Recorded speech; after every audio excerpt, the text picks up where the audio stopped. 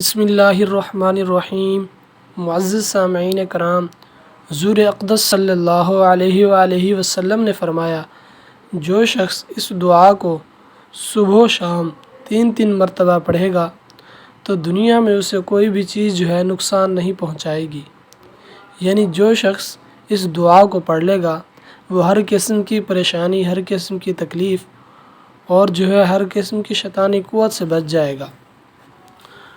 تو آپ اس دعا کو صبح و شام پڑھنے کا معمول بنا لیں، انشاءاللہ تعالی آپ ہر قسم کے نقصان سے محفوظ رہیں گے۔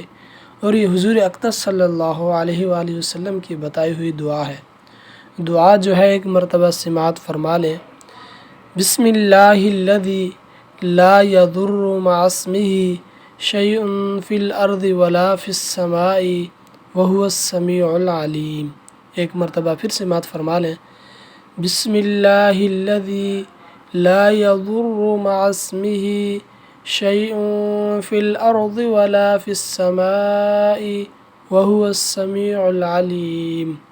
اس دعا مبارک کا ترجمہ ہے، اس اللہ کے نام کے ساتھ جس کے نام کی برکت سے کوئی چیز نقصان نہیں پہنچا سکتی، زمین کی ہو یا آسمان کی، اور وہ خوب سننے والا ہے۔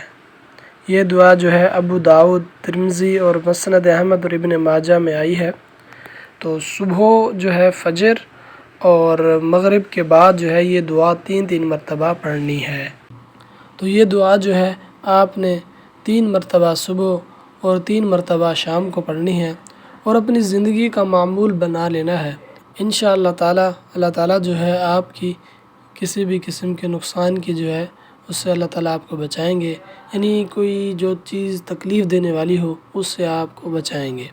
اللہ تبارک و تعالیٰ سے دعا ہے کہ اللہ پاک ہم سب کو صراط مستقیم پر چلائے اور ہمارے تمام گناہوں کو معاف فرمائے اور ہمیں سچا اور پکا مسلمان بنائے۔